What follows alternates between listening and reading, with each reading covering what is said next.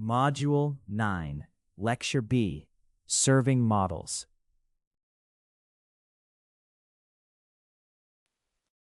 By the end of this lecture, you will be able to wrap a PyTorch model in a simple inference function that handles preprocessing and postprocessing, integrate the inference function into a lightweight REST API or batch inference script, and evaluate latency and throughput of the serving setup and identify simple optimizations.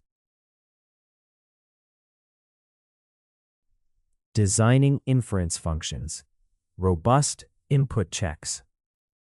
When building an inference function for a trained model, you should protect it from bad inputs by adding strong input checks before creating tensors. Make sure the required inputs are present, correctly typed, and properly structured. For example, if the model expects a single image, verify that there is exactly one valid image and not a corrupted file or text. And if it expects customer records, confirm that all required fields are present and well-formed. Handling these checks early prevents deep runtime errors and lets you give users clear feedback on how to fix their inputs. When validating inputs for a model, you must ensure the data matches the shapes, sizes, and semantic constraints the model was trained on. For example, a vision model that expects 3-channel images should not receive grayscale or incorrectly sized images. In natural language processing, you should enforce sequence length limits and handle whitespace properly. And for tabular data, you should verify required columns and valid categories. These checks must be consistent with the model's training so it does not process data outside its intended scope, which helps maintain reliability and accuracy. Robust input checks, combined with clear error handling and logging, are essential for diagnosing and fixing issues in deployed models. Instead of exposing low-level framework errors to users, the inference logic should patch problems, report which input fields are invalid, and respond with understandable messages. In production, these events should be logged, so teams can see how often invalid inputs occur, which clients send them, and whether new model versions introduce failures. This feedback loop helps refine input validation, improve data quality, and keep the model working with the type of data it was designed for, leading to more reliable predictions over time. Python code. Robust input checks. This script demonstrates how to add robust input checks around a small model. It wraps the model with validation logic so that inputs are carefully inspected before any prediction is made. The main goal is to ensure safe preprocessing and reliable data handling prior to running inference. The line with the exclamation mark is a command to install TensorFlow version 2.20.0, which helps ensure the code runs with the correct version for compatibility and reproducibility. Because this line is commented out, it serves as a suggestion or reminder rather than something that runs automatically. This is useful when sharing code, since it tells others what setup they need without forcing the installation command to execute. The code imports type hints for lists, tuples, and unions from the typing module to describe the expected types of variables and function arguments. Using these type hints makes the code easier to read and understand. It also supports type checking tools, which can catch errors earlier. This is especially helpful in larger projects where keeping data types clear and consistent is important. We begin by importing the numerical computing library NumPy, so we can efficiently work with arrays and perform fast mathematical operations. This library provides powerful tools for creating and manipulating arrays, which are crucial for representing image data. Using NumPy throughout the script supports the numerical computations that underlie many machine learning workflows. We begin by importing TensorFlow because it provides the tools needed to build and train machine learning models. We also set random seeds so that any randomness in the process becomes predictable and repeatable. This makes our experiments reproducible, which is important for debugging and for fairly comparing model performance across different runs.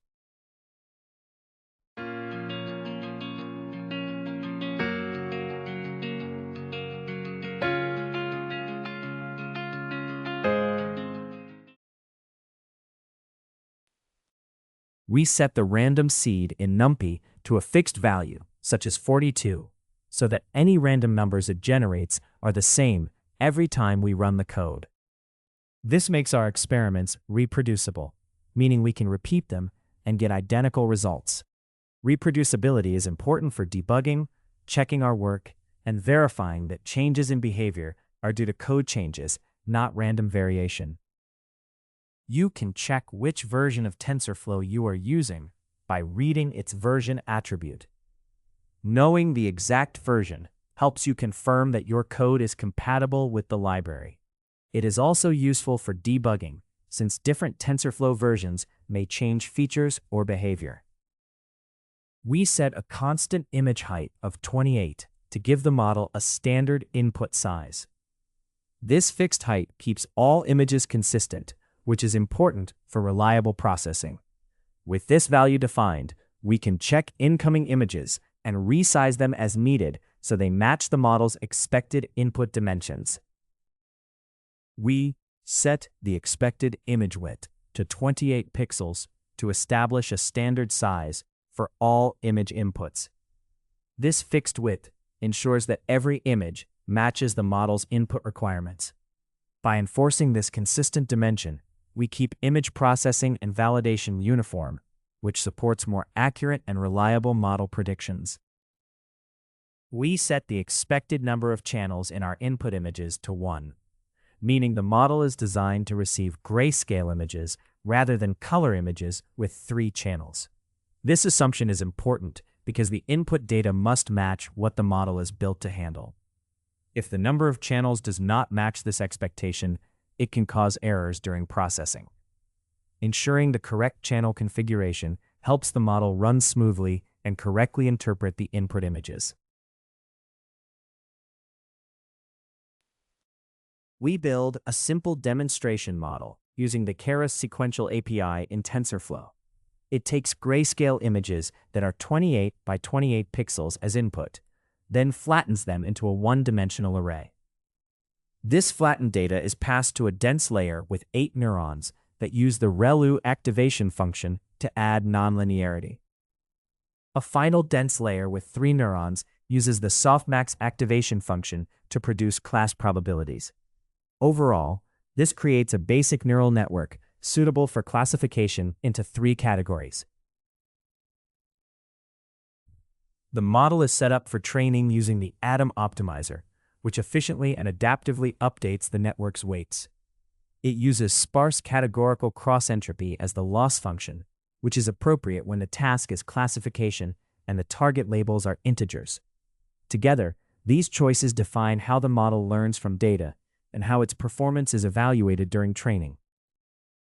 We generate a small batch of dummy images for training by using a random number function from a numerical library, which produces an array of random floating point values. This array represents 4 images, each with the correct height, width, and number of channels expected by the model. The images simulate a batch of grayscale data and are used for a brief training run. Using random values helps test how well the model can handle varied input data without needing real images.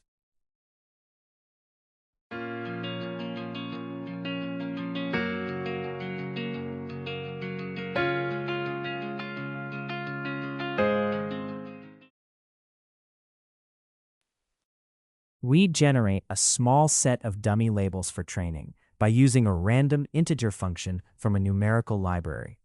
This function produces 4 random integers between 0 and 2 inclusive. These numbers act as simulated class labels for a basic classification task. They are chosen to match the 3 possible output classes of our model, allowing us to test the model's behavior with simple artificial data. The model is briefly trained using the fit method with the dummy images and labels as input. Training runs for a single epoch, meaning the model passes through the entire dataset once. The verbose option is set to 0, so no training progress is printed. This simple setup is mainly used for quick tests without filling the console with training details. We create a custom exception class called input validation error that inherits from Python's main exception class. This specialized exception is used to represent problems specifically related to input validation. By raising this custom error when input data does not meet the required criteria, we can provide clearer, more meaningful error messages. This makes debugging easier and helps us handle input-related issues in a more precise and organized way. We define a function that checks whether a single image-like input is valid by confirming it is stored as a NumPy array. If the input is not a NumPy array, the function raises a custom error called input validation error, which clearly indicates that the input type is incorrect. This requirement ensures that only properly formatted data is processed and helps prevent type-related problems later in the processing pipeline. The code first checks that the image has exactly 3 dimensions, which correspond to height, width, and color channels for a single image. If this condition is not met, it raises an input validation error, stating that the image must be 3-dimensional. This step ensures the image data has the correct structure before any further processing is done. The code reads the image's shape and splits it into height, width, and number of channels. This information is then used to check whether the image has the expected dimensions. By validating these dimensions, the code ensures the image is compatible with the model's required input format. We first verify that the image has the expected number of channels. In this case, we require exactly 1 channel. If the image does not meet this requirement, we raise an input validation error. This check ensures the image is in the correct format before we perform any further processing. The code verifies that both the height and width of an image are greater than 0. If either dimension is 0 or negative, it triggers an input validation error stating that both must be positive. This check ensures the image has valid dimensions before any further processing is done. If an image does not have the expected height or width, we adjust it using TensorFlow's image resizing tool so it matches the required size of 28 by 28 pixels. This step standardizes all images to the same dimensions. After resizing, we convert the image back into a NumPy array so it can be used in later processing steps. The code first converts the image data to a floating point format so it can be processed correctly. It then divides each pixel value by 255 to scale the values into a range from 0 to 1. This normalization step is standard in machine learning and helps improve the model's performance and stability. This function returns an image only after it has been validated and normalized. It checks that the image has the correct dimensions and number of channels and resizes it if needed. It also scales the pixel values to lie between 0 and 1.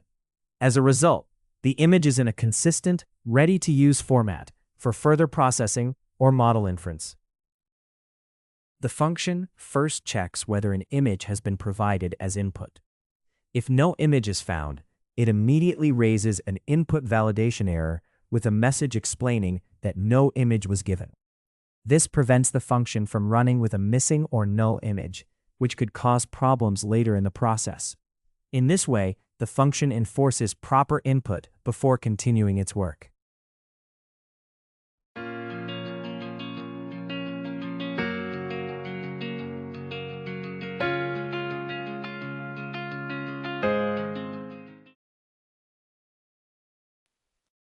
The code first calls a function that validates and preprocesses the image before any further processing or model inference.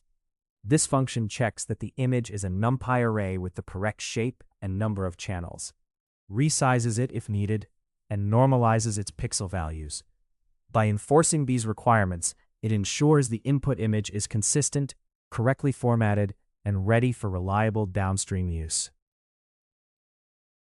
Before sending an image to the model, we add a batch dimension to it. The model is designed to process inputs in batches, so it expects the data to include a batch size, even if there is only one image. By expanding the image's dimensions, we create a batch of 1, which makes the image compatible with the model's input requirements.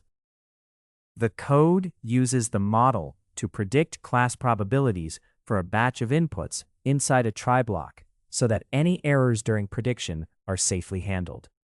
If something goes wrong, it raises a runtime error that clearly states the model inference failed and includes the original error details. This makes it easier to debug problems and ensures that issues during prediction are caught and reported in a robust way. To determine the predicted class from the model's output, we look for the highest probability in the prediction array. Using a function that returns the index of this maximum value, we identify which class the model is most confident about. That index directly corresponds to the model's chosen class for the input image. In this way, the position of the largest probability tells us the final prediction. The code takes the model's prediction for a single image and finds the highest probability value, which reflects how confident the model is in its chosen prediction.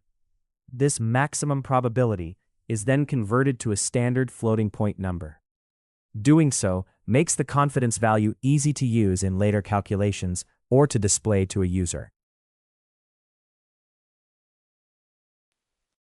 This function returns a pair of values, the index of the predicted class and a confidence score. Together, these give both the model's decision and how sure it is about that decision. This allows users to see not only what the model predicts, but also the level of certainty behind that prediction. The code defines a helper function called runScenario that takes a scenario name and an image candidate, then runs that specific test and prints the results. It begins by printing the scenario name so you can clearly see which test case is being executed. This makes it easier to debug and understand the context when multiple scenarios are run. Overall, the helper function organizes and labels each test run for clarity. We first try to run a prediction on a single image, and, if it works, we report the predicted class and its confidence, rounded to 3 decimal places. If this fails because the input is invalid, we catch that specific validation error and print a clear message with the error details. If any other kind of exception occurs, we also catch it and print a message that identifies it as a different type of error and names the exception. This approach lets us handle both expected and unexpected problems gracefully while giving informative feedback in each case.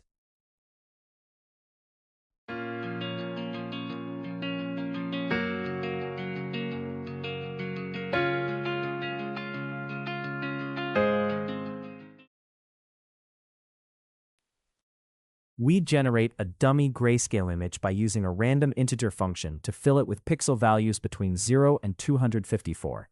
The image has a size of 28 by 28 with a single channel, matching the structure of a typical grayscale image. Its data type is an unsigned 8-bit integer, which is standard for image data and stores each pixel value efficiently. We generate a test image with an incorrect number of channels by using a random integer function to create values between 0 and 255. The array is shaped as 28 by 28 by 3, which corresponds to a typical 3-channel RGB image. The data type is set to unsigned 8-bit integer, as is standard for image data. This artificially created image is then used to see how the model responds when given input with an unexpected channel configuration. We generate a test image using a random integer function that produces pixel values between 0 and 254. The image has dimensions of 40 by 20 by 1, representing height, width, and a single channel. Its data type is an unsigned 8-bit integer, which is standard for image data. This deliberately incorrect size is used to see how the model responds when an input image does not match the expected spatial dimensions. In this example, we run a scenario called validImage by passing a correctly sized grayscale test image into a scenario runner. The runner announces which scenario is being executed, then calls a prediction function with the image. That prediction function first validates and preprocesses the image to ensure it matches the model's expected input format. If the image is valid, it is sent to the model, which returns a predicted class and a confidence score. These results are printed, showing how the model behaves when given a properly formatted input. In this scenario, called wrong channels, we test how the system handles an image with an incorrect number of channels. The test function sends this invalid image to the model and tries to predict its class. Because the image does not meet the expected input format, the input validation logic raises an error, which is then caught and its message is printed. This confirms that the validation correctly detects and handles images with incorrect channel dimensions. In this example, we call the run scenario function with a scenario named none input and pass in a missing image value to simulate a case where no image is provided. The function announces which scenario is running, then tries to make a prediction using the single image prediction function.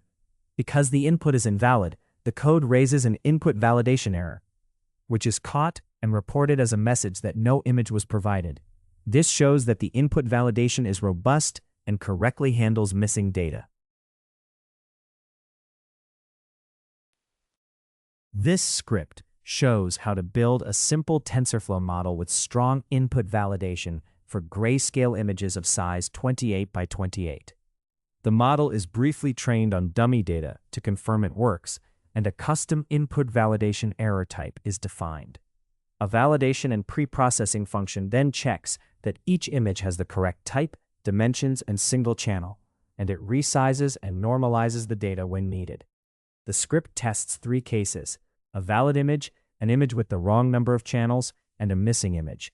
The valid input produces a prediction, while the other 2 cases raise validation errors, illustrating that the input checks are robust and effective. Input to tensor conversion. After validating your input, you must convert it into a tensor format that your model can actually use. This means standardizing the shape, data type, and device placement so inference is consistent and repeatable. For example, if the model expects image batches with certain dimensions and types, you adjust incoming data to match, such as reordering dimensions or changing data types. By performing these conversions inside the inference function, you prevent errors from mismatched shapes or types and keep the application running smoothly and reliably.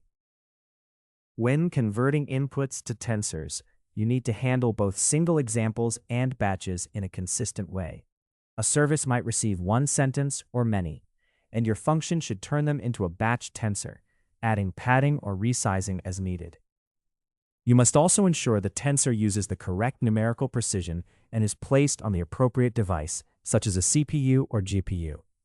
Doing this properly helps maintain both performance and accuracy, especially when the system runs at scale. When converting inputs to tensors, you must apply the same domain-specific preprocessing used during training, such as normalizing medical images or standardizing features for credit scoring. This includes reusing the same tools and metadata, like tokenizers, feature scalers, and label encoders, so that inference data is consistent with the training data. By building these transformations directly into the tensor conversion step, you simplify maintenance and testing and reduce the risk of data drift.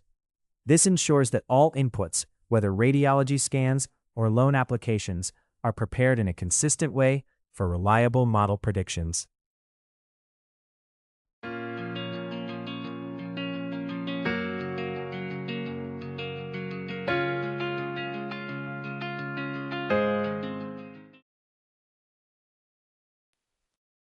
Python code input to tensor conversion. This lesson demonstrates how to convert input data into tensors using simple image-like arrays as the main example. It walks through the process in small, clear steps designed for beginners. The focus is on making tensor conversion easy to understand and apply without assuming advanced prior knowledge. This script explains that TensorFlow is needed to work with tensors in the project. It recommends installing TensorFlow version 2.20.0. Using this specific version helps ensure that the code runs correctly and remains compatible with the rest of the setup. We begin by importing a few standard libraries to support our work with data. The operating system library is included for potential interaction with the system environment, even though it is not directly used here. We also import a random number library to introduce variability into our data. Finally, we bring in a numerical computing library that is essential for creating and manipulating arrays, which will form the basis of our tensor operations later in the script. We begin by importing TensorFlow because it is the core library used to perform tensor operations and build machine learning models. TensorFlow provides efficient tools for handling complex computations, which is especially important in neural networks and deep learning tasks. Bringing it into the script at the start is essential so we can use its capabilities throughout the entire program.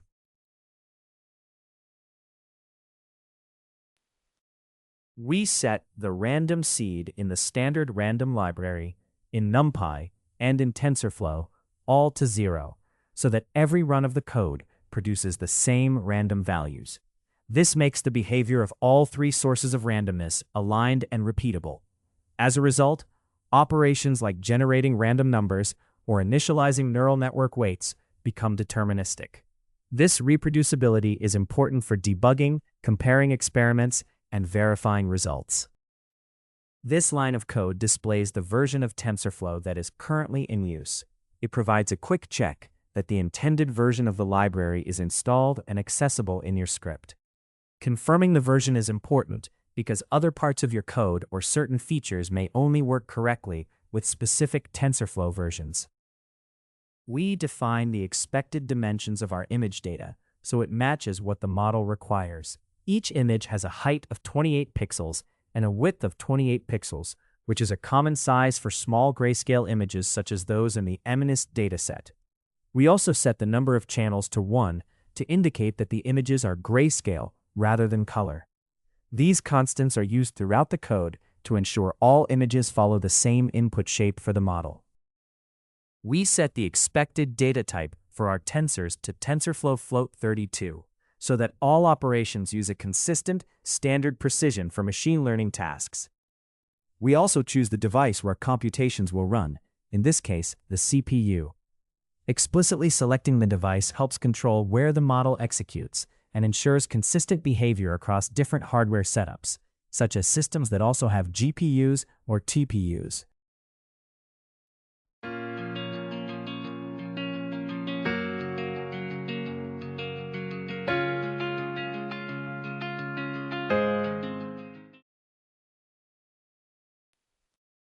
We first set the computation device to the CPU, so all operations run there. Then we build a simple neural network using a sequential model from the Keras interface in TensorFlow. The network starts with an input layer that expects images of size 28 by 28 with one channel. A flatten layer then converts each two-dimensional image into a one-dimensional array. Finally, a dense layer with 10 units and a softmax activation produces probabilities for 10 possible classes, making the model suitable for basic classification tasks. The model is compiled with a simple setup. It uses the Atom optimizer, which is efficient and adapts well during neural network training. The loss function is sparse categorical cross-entropy, which is appropriate for classification problems where class labels are given as integers. In addition, the model tracks accuracy as a metric, so we can monitor how well it performs during both training and evaluation. We begin by creating a small batch of random images to use for quick training. Using a random integer generator, we produce pixel values between 0 and 255. The batch contains 16 grayscale images, each 28 by 28 pixels, with a single channel. The data is stored as unsigned 8-bit integers, which is a standard format for representing image pixel values. We use a random integer function from a numerical library to generate training labels as an array of 16 values. Each value is a random integer from 0 to 9, stored as a 32-bit integer. These integers act as class indices for a classification task and are aligned with the number of training images. The model is given a brief training run to make it usable for demonstration. It is trained using the training images and their labels, and it goes through the entire dataset once, which is called one epoch. During this process, the setting that controls training messages is turned off, so no progress is printed. This short training step is enough to initialize the model for basic use. The function first checks how many dimensions the image array has and verifies that it is either 2-dimensional or 3-dimensional. If the array does not meet this requirement, it raises a value error to indicate that the input is invalid.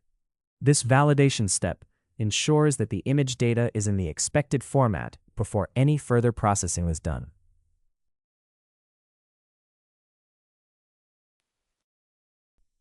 In this part of the code, we check whether the image array is only 2-dimensional, which means it does not yet have a channel dimension. If it is missing that dimension, we add a new axis to represent the channel. This step gives the image the correct shape for later processing. It is especially important for grayscale images, which need an explicit channel dimension to be compatible with the model. The code first reads the image array's height, width, and number of channels to confirm the data has the expected dimensions.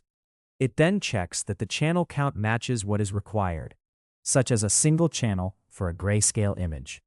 If the number of channels is wrong, it raises a value error to signal that the image structure is not as expected.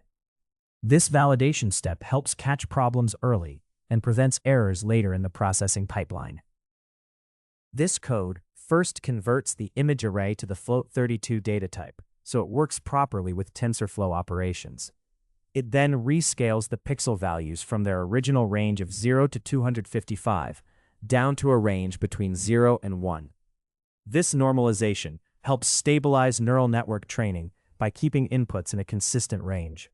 The function then returns this normalized image array, ready to be used for further processing or as input to a model.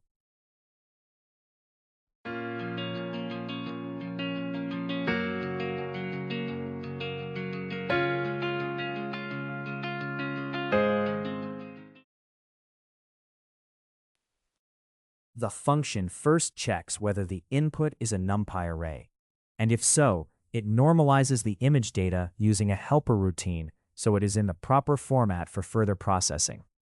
After normalization, it adds an extra dimension to the array, turning a single image into a batch containing one image. This step is important because most models are designed to receive input as batches, even when there is only one item to process. When the input is a list of images, we first check that the list is not empty, since we need data to work with. We then create an empty list to hold the normalized images.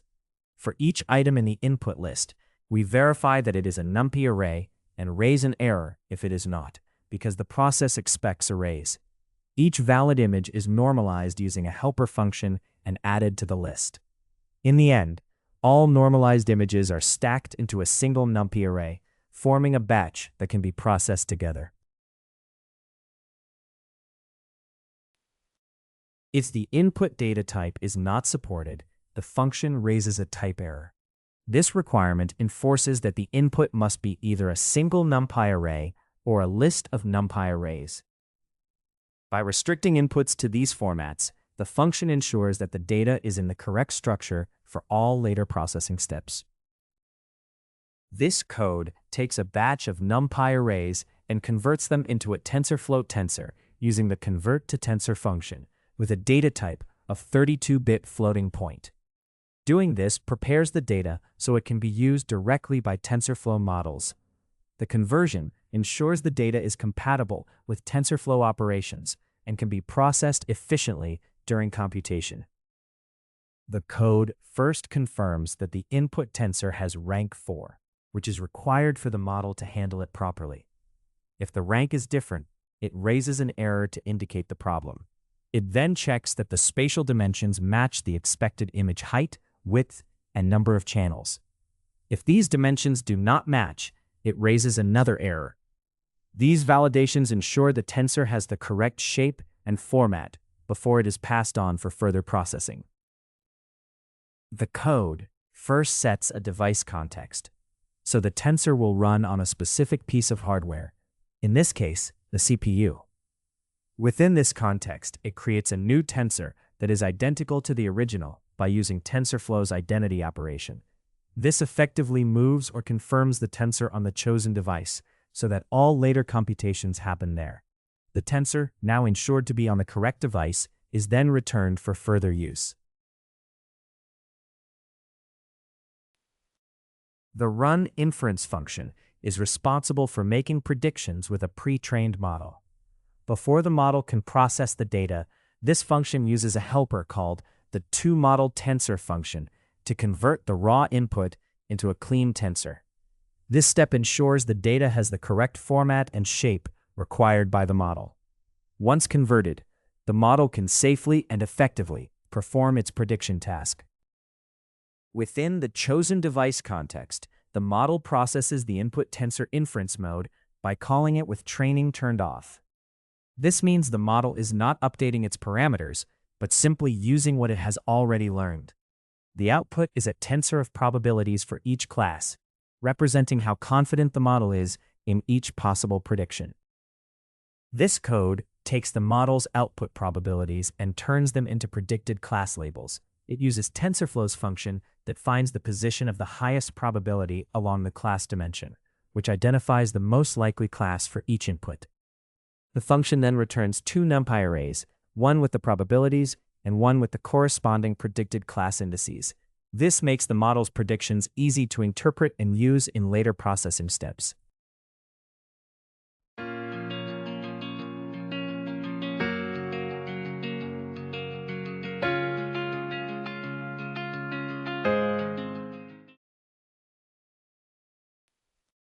We simulate a single image by creating an array of random integers between 0 and 255, which represent possible pixel values. The array is shaped to match an image that is 28 pixels high and 28 pixels wide. We use an unsigned 8-bit integer data type, which is the standard format for storing image pixel data. We generate a small batch of fake images using a list comprehension that creates 3 separate arrays, each one acting as an image. The pixel values in these arrays range from 0 to 255, matching typical image intensity values. The height and width of each image are set by predefined constants.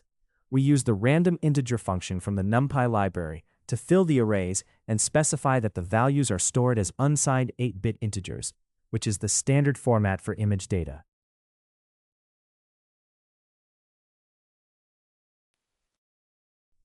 To run inference on a single image, we pass the image to an inference function that first converts it into a tensor the model can use. The model then processes this tensor and predicts a probability for each possible class. The function returns these predicted probabilities along with the indices of the most likely classes. This shows how the model handles and predicts labels for one image at a time. To run inference on a batch of images, we call a prediction function that both converts the inputs into the model's expected format and runs the model. The batch is passed in at once, and each image is processed so it matches the required input structure. The function then returns the class probabilities and the predicted class index for every image. This shows how the model can handle multiple images simultaneously, providing both the likelihoods and the most likely class for each one. We first check the shape of the tensor produced from a single image to see the dimensions of the model's output probabilities. From this output, we identify the predicted class as the index with the highest probability. We then examine the shape of the tensor from a batch of images to confirm that the model handles multiple inputs in a consistent way. Finally, we look at the predicted class for each image in the batch to see the model's classification result for every input. This script shows how to convert image-like arrays into tensors for use with a simple TensorFlow neural network. It builds and compiles a basic model with one dense layer to classify images into 10 categories, then briefly trains it on random image data so it can run inference. The code includes a normalization step to ensure image arrays have the correct format and data type, and a conversion step that turns single images or batches of images into tensors with proper dimensions. Finally, it runs predictions on both a single image and a batch, printing the output shapes and predicted classes to confirm that tensor conversion and inference work as expected. Interpreting model outputs.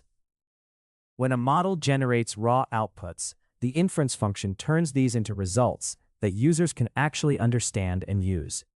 In PyTorch, models often produce tensors with unnormalized scores or embeddings, such as logits for classification or per-pixel scores for segmentation, which are not directly meaningful. The inference function processes these raw values into structured outputs like labels and confidence scores. This ensures that, regardless of how complex the model is, users receive clear, consistent, and usable results. Interpreting model outputs means turning raw numeric predictions into meaningful concepts in a specific domain. In sentiment analysis, this might involve mapping the highest scoring output to labels like positive or negative, along with a confidence value. In medical imaging, numeric tensors can be converted into binary masks that highlight important regions and summarize findings, such as the presence of lesions. In fraud detection, a continuous risk score is translated into decisions like approve or block using defined thresholds. Overall, the inference function connects these numeric outputs to clear semantic results that other systems and user interfaces can use. When designing an inference function, you should return not only the main prediction, but also extra information, such as the top alternative predictions and measures of uncertainty. These richer outputs make it easier to monitor and debug the system and to improve it over time. For instance, a moderation tool might expose predicted categories with their probabilities, or a quality control system might pair a pass or fail label with a map of likely defects. Packaging all of this in a stable, structured format like a dictionary or JSON allows other applications to use the results without needing direct access to the model's internal details.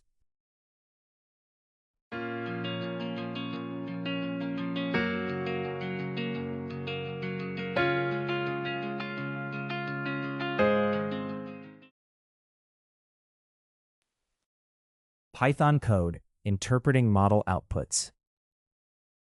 This script shows how to interpret model outputs by walking through a simple classifier prediction pipeline. It focuses on what happens after the model produces raw scores, called logits.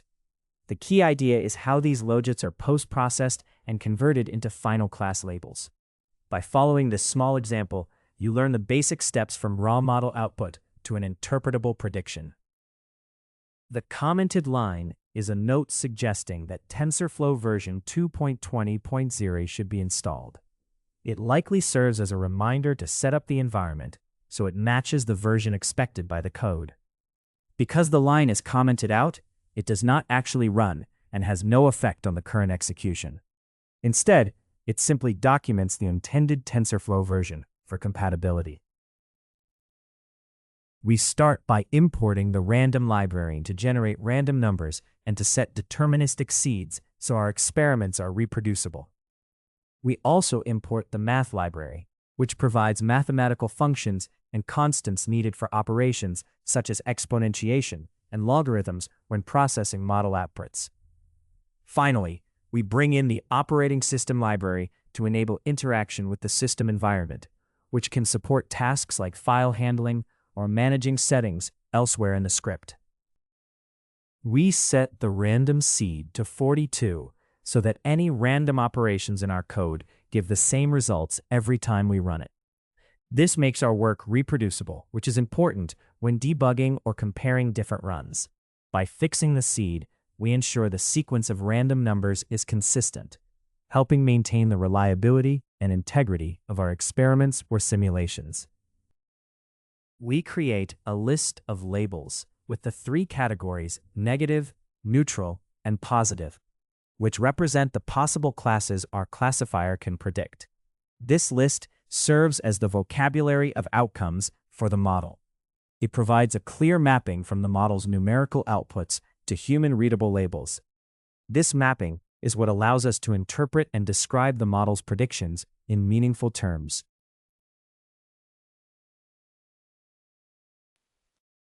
The fake model logits function is meant to imitate a model's output by producing raw logits.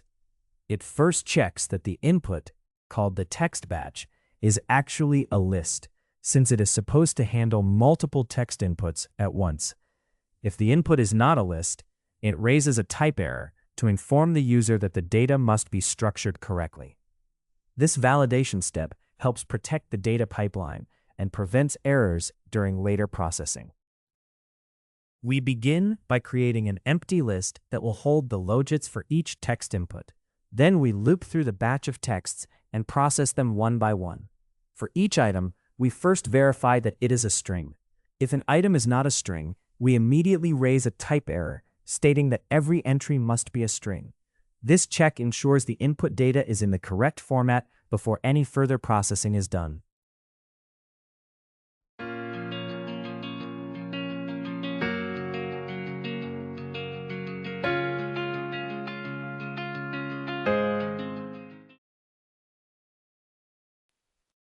We score the text using three values called logits.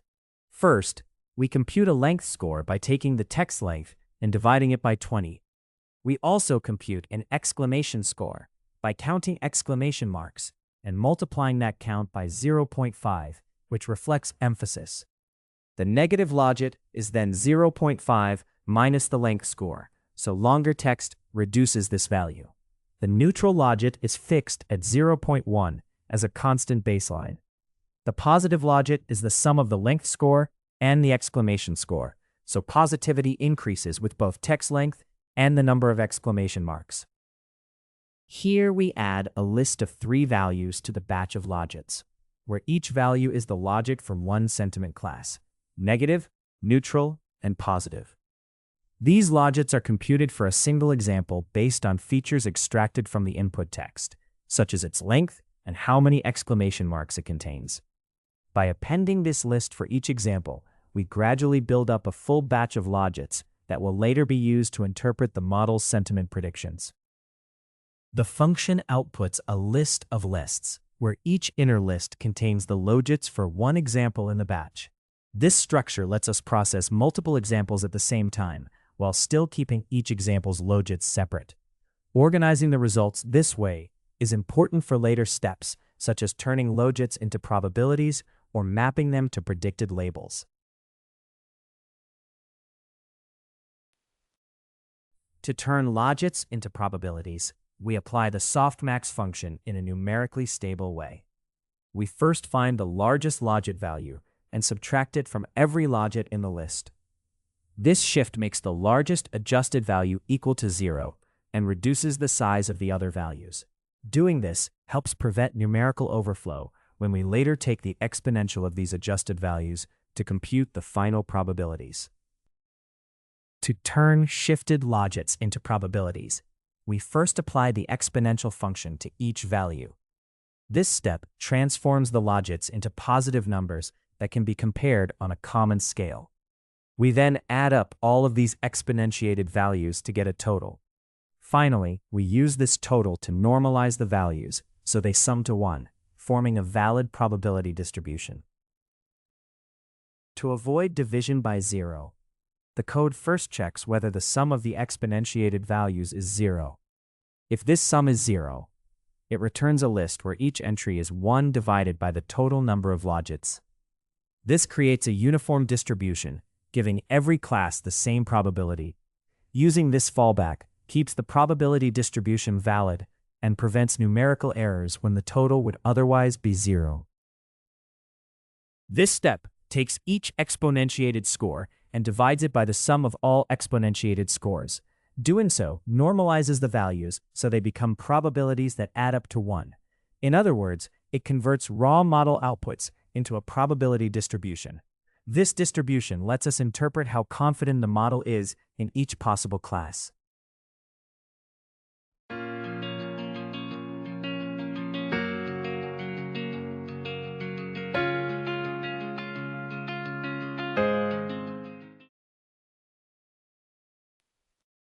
The function starts by converting raw logits into structured prediction dictionaries. Before doing this, it checks whether the list of labels is empty. If the list has no labels, the function raises a value error to signal that this situation is not allowed. This safeguard ensures that all later processing steps have a valid set of labels to work with. The code goes through each set of logits in a batch and checks whether the number of logits matches the number of labels defined in the labels list. If the lengths do not match, it raises a value error to signal that the prediction size is incorrect. This check ensures that every predicted value has a corresponding label. By enforcing this consistency, it helps prevent errors in later processing steps.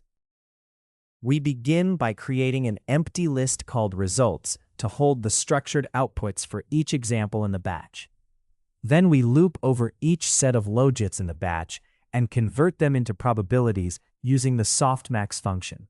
This step turns the raw model outputs into values that can be interpreted as probabilities, making them easier to understand and compare across different examples. We start by pairing each label from our predefined list with its predicted probability, forming label probability pairs. We then sort these pairs in descending order based on their probabilities so that the most likely labels come first. This ordering is important because it allows us to easily identify and select the top predictions from the model. We begin by choosing the top predictions based on their probabilities to make the model's output more transparent. From the sorted list of label and probability pairs, we keep only the first few entries, as specified by the top K setting. We then take the first entry in this reduced list as the primary prediction. Its label is treated as the most likely outcome, and its probability indicates how confident the model is in that prediction.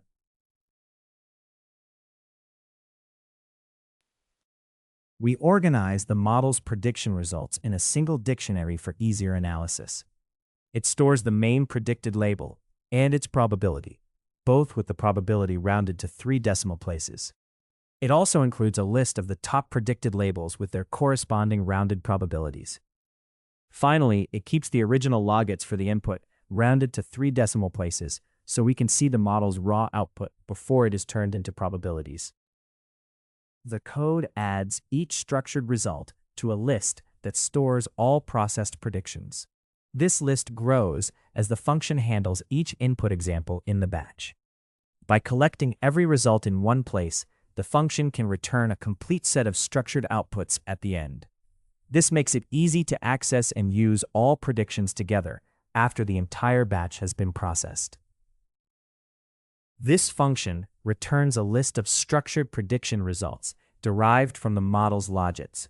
Each item in the list is a dictionary that includes the predicted label, the confidence in that prediction, the top alternative labels with their probabilities, and the raw logits in rounded form.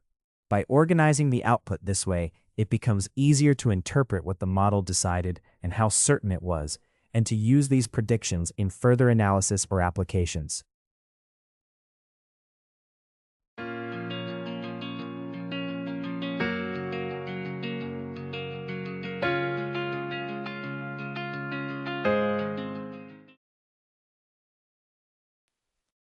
The run inference function manages the full prediction process for a batch of text inputs. It begins by calling another function that simulates the model and produces raw output scores, called logits, for each piece of text. These logits are the unprocessed scores for each possible class label. They do not yet represent final predictions, but serve as the starting point for later steps that will interpret and convert them into meaningful outputs. The code uses a function that converts logits, which are the model's raw output scores for each class, into meaningful semantic predictions. It takes a batch of these logits as input, and with the top K parameter set to 3, returns the 3 most likely predictions for each example. This process is essential because it turns low-level numeric scores into understandable labels and also shows the model's confidence and alternative options, making the output easier to interpret. The function's final step is to return the structured predictions to the part of the program that called it. After the fake model processes the input and its raw outputs are converted into labels and probabilities, these interpreted results are handed back to the caller. This completes the inference pipeline and ensures the caller receives output that is already processed and ready to use. We prepare a small batch of 3 example texts, each chosen to represent a different sentiment.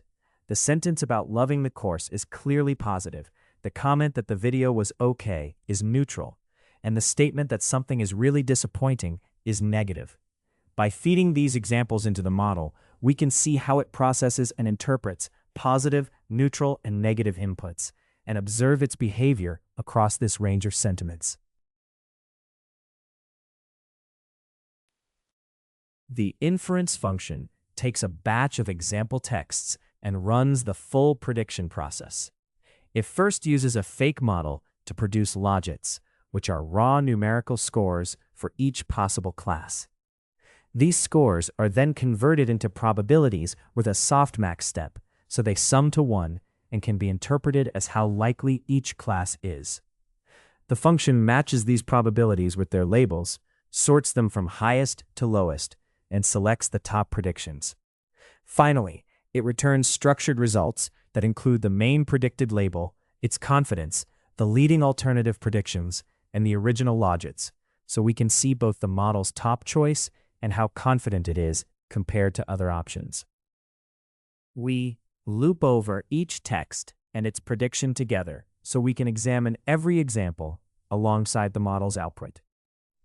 For each one, we first show the original text for context, then report the primary predicted label and its confidence score. We also list the top few predicted labels with their probabilities to reveal how the model's confidence is distributed across options. Finally, we display the raw logits, which are the model's initial unprocessed scores, and add a separator line to clearly distinguish the results for each example.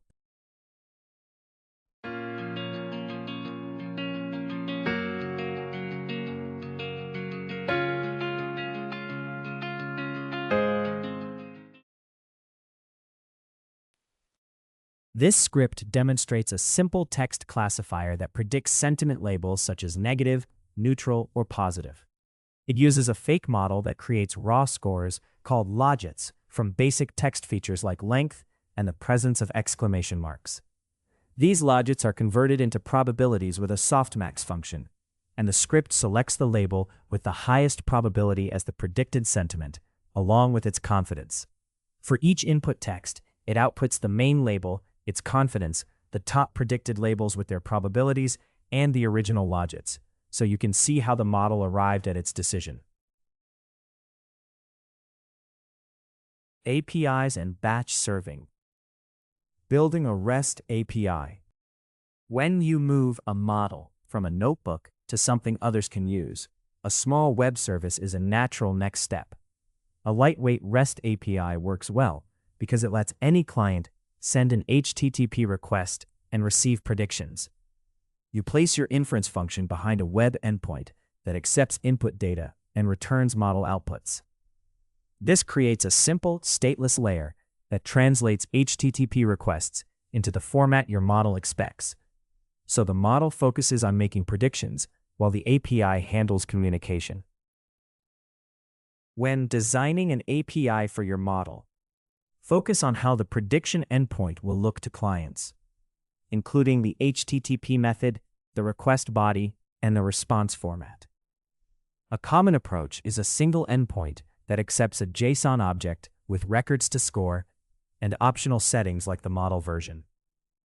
Behind the scenes, the API should call your inference function, handle preprocessing, run the model, and apply any post-processing. It then returns predictions along with useful metadata, such as timestamps. Careful design like this makes it easy for other teams to integrate your service without needing to understand the model's internal details. When building a REST API for real-time use, prioritize performance and reliability by loading the model into memory at startup and using an API framework that can handle many requests at once.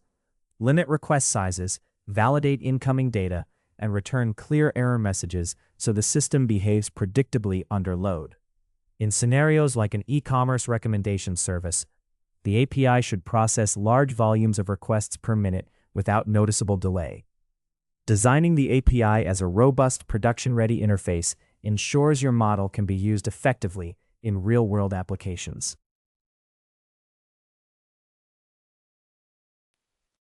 Python code, building a REST API.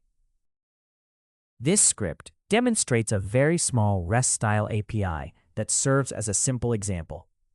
It pretends to host a model by calling a basic function instead of a real machine learning system. The main goal is to show a clear structure that beginners can follow. Overall, it focuses on readability and straightforward code rather than complexity. This line is a comment that explains how to install the external library needed for the script. It tells you to use the pip tool to install Flask, a common Python web framework for building APIs. Flask is typically used to handle HTTP requests and responses in a REST API, even though the actual Flask code is not shown here. The comment mainly serves as a reminder to set up the environment correctly before running or deploying the script. We start by importing 3 key libraries. The JSON library lets us handle JSON data, which is a common format for exchanging information in web applications. The random library provides tools to generate random numbers, which can help simulate data or add variation to tests. The time library allows us to measure time intervals, which is important for tracking performance metrics such as latency and throughput in an API. The code sets a fixed seed for the random number generator, so that any random values it produces will be the same every time the program runs. This makes the results deterministic instead of changing from run to run. Using the specific seed value of 42 ensures consistent behavior across executions. This consistency is important for reproducibility, debugging, and verifying results.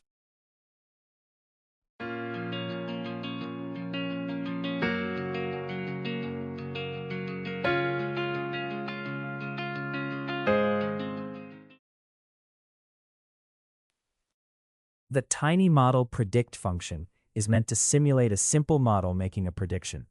It first checks whether the input, called the x values, is given as a list. This type check ensures the function receives data in the expected format so it can process it correctly. If the input is not a list, the function raises a type error that states the input must be a list of numbers. This validation step helps catch problems early and prevents errors later in the function's execution. The code goes through each value in the list and checks whether it is a number, specifically an integer or a float. If it finds any value that is not numeric, it raises a type error. This step ensures that all elements are valid numbers before any further calculations or predictions are performed, helping maintain reliable and consistent data. This code takes each number in a list of inputs, multiplies it by 0.3, then adds 0.7. The result of this calculation for each input is stored in a new list of predictions. In effect, it applies a simple linear transformation to map input values to output predictions. This models a very basic prediction process using a fixed formula. The inference pipeline function first checks whether its input, called the payload, is a dictionary, because it expects data in the same structure as a JSON body in Python. If the payload is not a dictionary, the function raises a type error to signal that the input format is incorrect. This early check ensures the data has the proper structure before any further processing takes place. The code safely retrieves a list of features from the payload by using a method that looks up the features entry and, if it is missing, returns an empty list instead. This guarantees that the features variable always contains a list. As a result, later parts of the program can process the features without running into errors caused by a missing or invalid value. The code first checks whether the list of features is empty, and if it is, it immediately raises a value error, stating that the features list must not be empty. This validation step ensures that only valid, non-empty input is passed forward. By doing this early, It prevents failures and unexpected errors later in the processing pipeline. We begin by recording the current time using the time module, so we can measure how long the following operations take. This timestamp marks the moment just before the model starts making its prediction. After the prediction and any related processing finish, we compare the new time to this starting point. The difference gives us the total latency of the inference process, which helps us understand and evaluate the performance of the API. The code calls a tiny model prediction function and passes in the extracted features from the input. This function generates predictions by applying a simple linear transformation to each feature, mimicking how a model would make predictions. It outputs a list of raw prediction values, which are then passed along for further processing in the pipeline.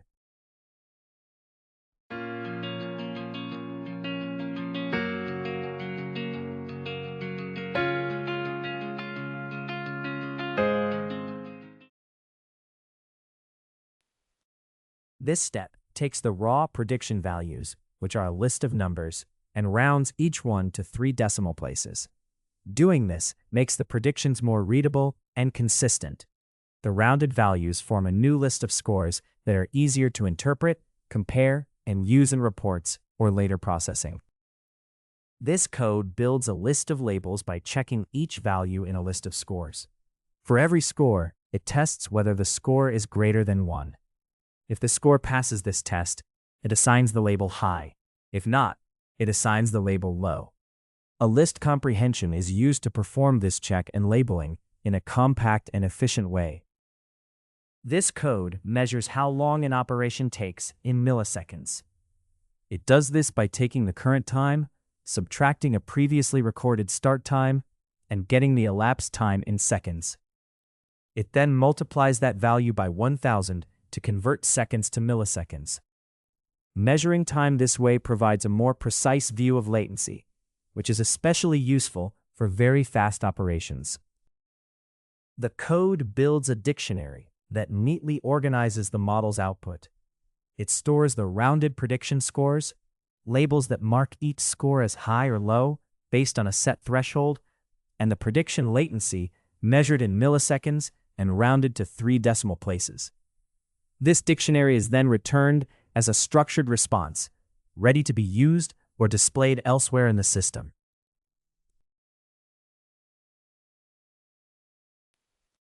This function tries to convert a JSON text string into a Python dictionary using a standard JSON parsing method. If the parsing fails and raises a JSON decode error, the function catches that exception instead of crashing.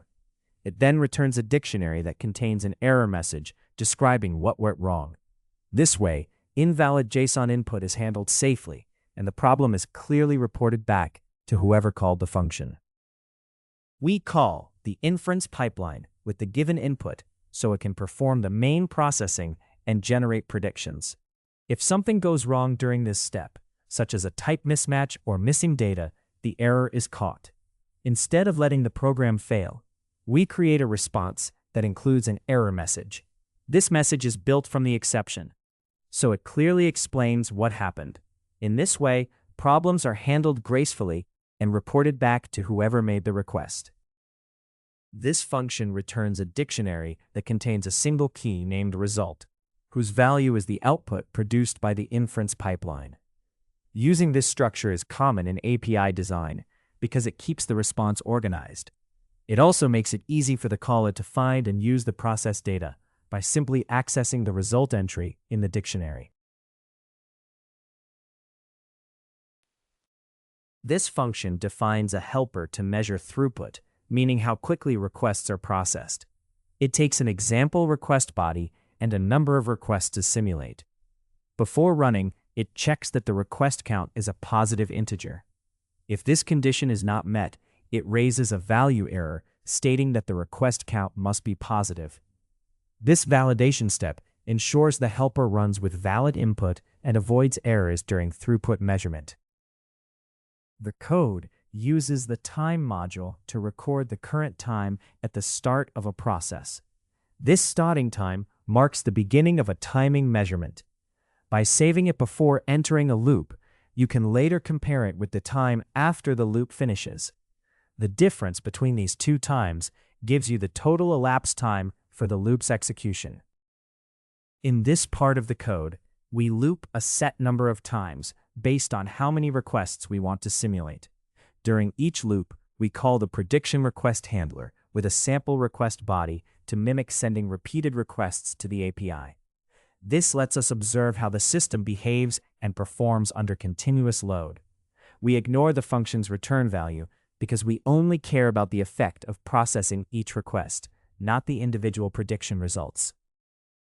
The code measures how long an operation takes by subtracting the recorded start time from the current time. This difference gives the total elapsed time in seconds. It is a standard way to track the duration of a process and is commonly used for performance analysis or benchmarking. To measure throughput, the program divides the total number of requests by the total time taken, giving the number of requests handled per second. This calculation shows how many operations the system can process in 1 second. If the total time is 0, the program avoids dividing by 0 by simply setting the throughput value to 0 instead.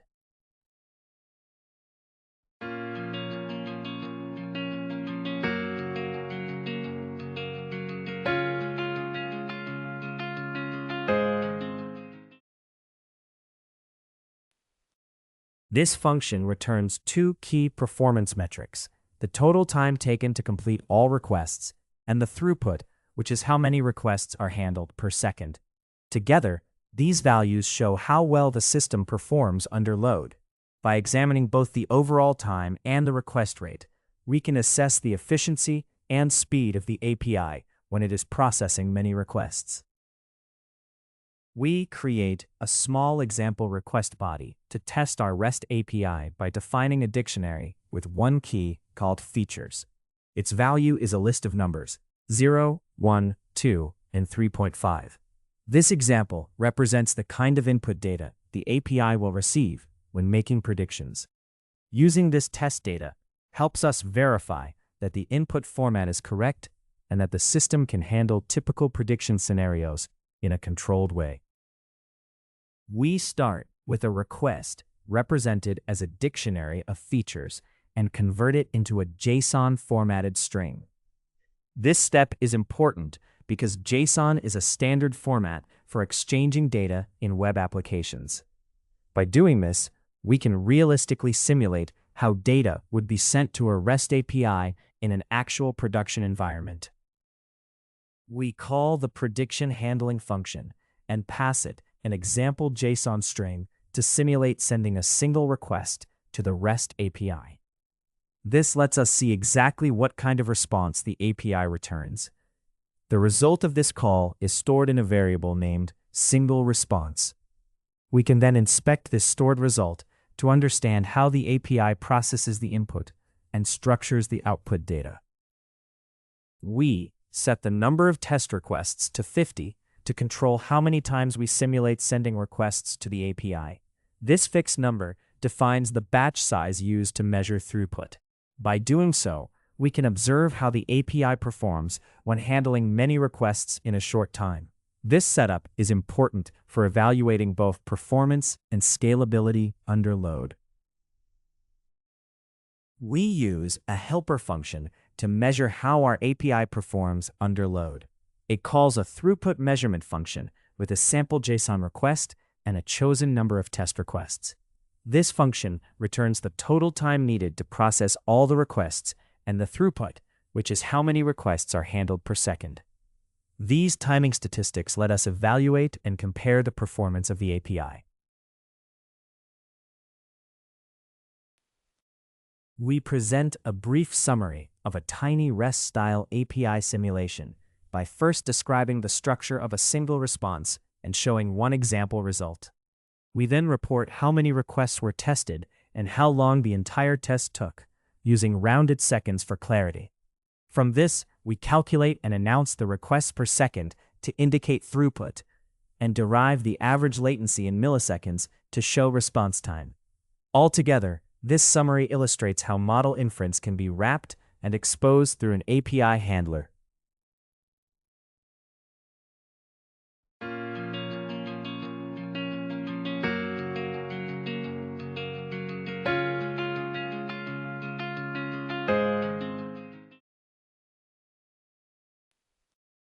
This script demonstrates a simple Python-based REST-style API for running model predictions. It uses a basic prediction function that applies a linear transformation to input numbers, then an inference pipeline that processes the data, runs the prediction, assigns labels based on a threshold, and measures how long the prediction takes. A request handler accepts JSON input and returns either prediction results or an error message. The script also simulates multiple requests to measure throughput, reporting total time and average requests per second. When you run it, you see a sample prediction response along with performance metrics that show how efficiently LeMAPI handles inference. Batch inference workflows. Batch inference is used to process large datasets all at once instead of handling individual real-time requests. Rather than sending data to a live endpoint, you run an offline or scheduled job that reads data in bulk, runs inference, and writes out the results. This is common in use cases like credit scoring or recommendation systems, where high throughput and smooth integration with existing data pipelines are important. The same inference logic still performs preprocessing, model execution, and postprocessing, but it is wrapped in a script designed to handle many records and interact with storage systems efficiently. In a typical batch workflow, data is first loaded from structured sources such as a data warehouse or log files, then grouped into batches for processing. These batches are run through the inference function using efficient, vectorized operations and hardware acceleration. For example, to predict purchase likelihood from user browsing histories in an e-commerce setting. After processing, the predictions are written back to a target system, like a new table or a cache, so they can be used later. Throughout this process, the script handles logging, tracks which inputs have been processed, and maintains data integrity even when some parts of the workflow fail. When designing batch inference workflows, the main concerns are scheduling, scalability, and fault tolerance. Jobs are typically scheduled to run regularly, such as nightly or hourly, to keep predictions up to date. To scale, the work is distributed across multiple processes or machines, and the inference logic is kept stateless so it can be easily replicated. These workflows must handle large data volumes, recover from failures or interruptions, and consistently produce reliable outputs for downstream systems in areas like media, logistics, and healthcare. Python code. Batch inference workflows. This script demonstrates a simple workflow for running batch inference. It uses TensorFlow to simulate a model that behaves like a PyTorch model. The main goal is to perform offline batch scoring, where data is read from a file and processed all at once. This setup is useful for evaluating many inputs efficiently without running the model in real time. The line with the exclamation mark is a command that installs TensorFlow version 2.20.0. This makes sure the environment uses the exact TensorFlow version the script expects. By fixing the version, it helps manage dependencies and prevents compatibility problems with other parts of the code that rely on this library. We begin by importing a few key standard libraries that support our batch inference workflow. The operating system library lets us work with the system environment, such as managing file paths.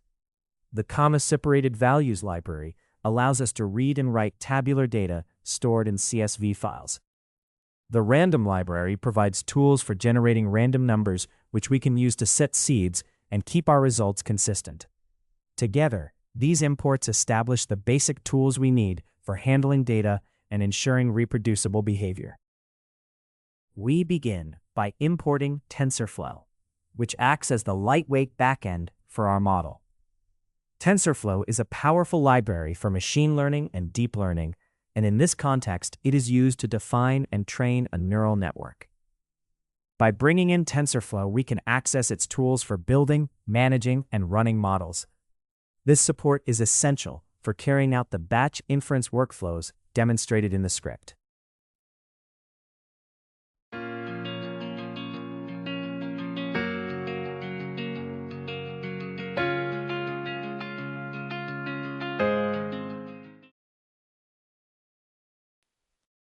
To make our script produce the same results every time it runs, we set deterministic seeds for randomness. We first set the seed in the random library to a fixed value, such as 42, so its random operations are repeatable. We then set TensorFlow's random seed to the same value, which makes operations like neural network weight initialization consistent across runs. This practice is essential for reproducibility, especially when debugging models or comparing different experiments. We print the TensorFlow version to clearly identify the environment we are working in. Knowing the exact version helps confirm that our setup matches any requirements or instructions we are following. It also makes it easier to diagnose and fix problems that may depend on specific TensorFlow versions. We define a simple neural network using the Keras interface in TensorFlow, building it as a sequence of layers.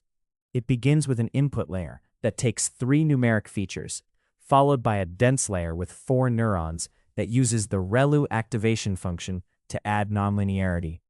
The final layer is another dense layer with a single neuron that uses a sigmoid activation function.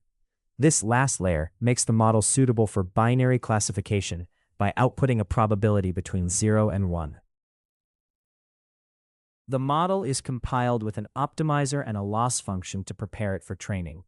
It uses the atom optimizer, which efficiently updates the model's weights by adapting the learning rate and handling sparse gradients well. The loss function is binary cross-entropy, which is appropriate for binary classification because it measures how far the predicted probabilities are from the true binary labels. Together, these choices define how the model learns and how its performance is evaluated during training. We set up a small synthetic training dataset by creating a constant tensor in TensorFlow with 4 rows and 3 numeric features in each row. The values are stored as 32-bit floating point numbers, so they work smoothly with TensorFlow operations. This simple controlled dataset lets us focus on how batch inference works without dealing with the complications of real-world data. We create a set of binary labels for training by using a TensorFlow function that defines a constant tensor, which is a multi-dimensional array containing zeros and ones. These labels are arranged in a simple 2-dimensional structure, with each label stored as a separate element in its own list. We specify the data type as float32, a standard numerical format in TensorFlow that matches what the model expects. This setup provides the model with properly formatted labels so it can learn to recognize patterns and make accurate predictions from the input features. The model is trained using a fit function that takes the training data and their labels as inputs. Training runs for 20 epochs, meaning the model passes over the entire dataset 20 times to update its weights. During this process, the verbose setting is turned off so that no progress messages are printed, allowing the training to run silently and slightly faster.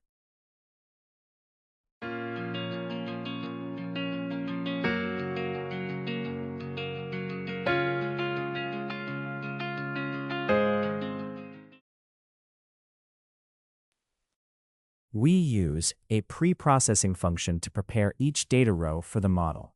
The row is a dictionary of features, and the function pulls out the values for 3 specific features and converts them from strings to floating point numbers. This conversion is needed because the model can only work with numerical input. The function then packs these numbers into a TensorFlow constant so they are in the correct format for the model to run inference. This step ensures that raw input data is properly transformed before it is passed to the model. The postprocess scores function takes a list of probability scores and turns them into binary class labels. For each score, it checks whether the value is at least 0.5. If it is, the function assigns a label of 1 to mark the positive class. Otherwise, it assigns a label of 0 for the negative class. This simple thresholding step is commonly used in binary classification to convert predicted probabilities into final class decisions, and the function returns the resulting list of binary labels. We define a function to run inference on multiple data rows at once by first preprocessing each row into a feature vector using a predefined preprocessing step. These feature vectors are then combined into a single TensorFlow tensor along a new axis. This stacked tensor allows the model to make predictions on all the data points in one batch, improving efficiency compared to processing each row individually.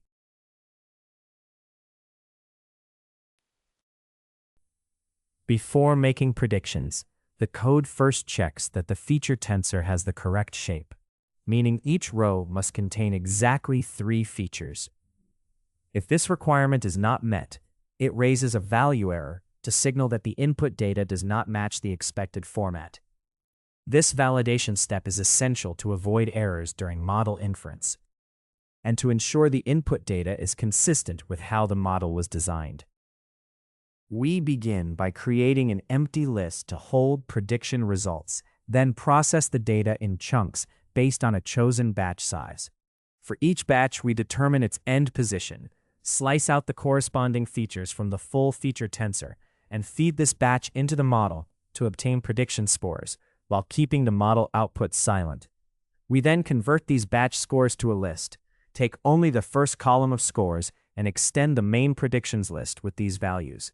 This loop continues until all rows have been processed and their predictions collected. The code takes the model's raw prediction scores and turns them into integer class labels. It does this with a post-processing step that applies a threshold to decide whether each score should be classified as 0 or 1. This conversion from continuous probabilities to discrete labels makes the model's output easier to interpret. The function then returns both the original scores and the new labels for further analysis or reporting. We begin by specifying the location of a CSV file called batch inputs, which will hold data for offline processing. We then define the column headers for this file, including an identifier column named ID and 3 feature columns named F1, F2, and F3. These headers organize the data into a clear, structured format so it can be easily read and processed later. We create a new file for writing synthetic data in comma-separated format, using a tool that lets us write each row as a dictionary so field names map directly to their values. We first write a header row that defines the columns for the identifier and 3 feature values. Then we add several rows of data where each row has a unique identifier and 3 floating point features. This collection of rows serves as example input data that can later be read and used for batch model predictions.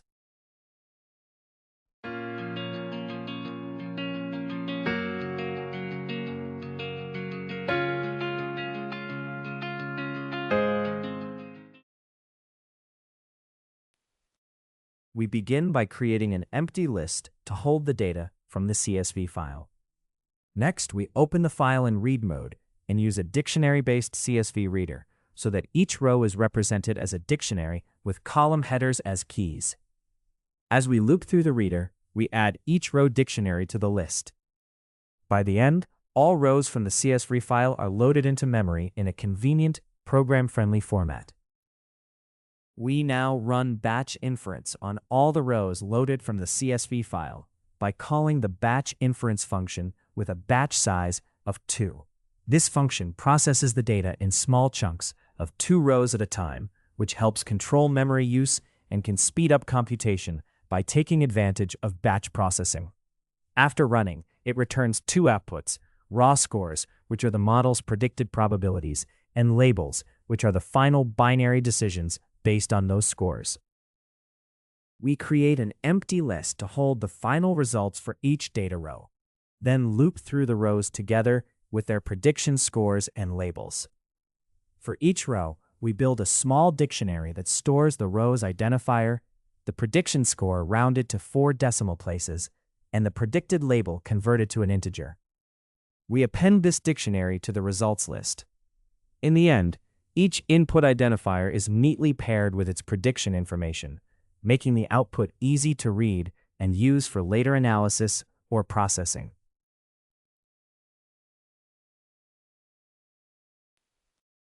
The code first prints how many rows were processed, which helps confirm the batch size and that the data was handled correctly. It then loops through each result and prints the unique identifier, the prediction score rounded to 4 decimal places, and the final label. Together, these outputs give a concise summary of the model's inference results for each data entry, making it easier to review and validate the model's performance on the batch.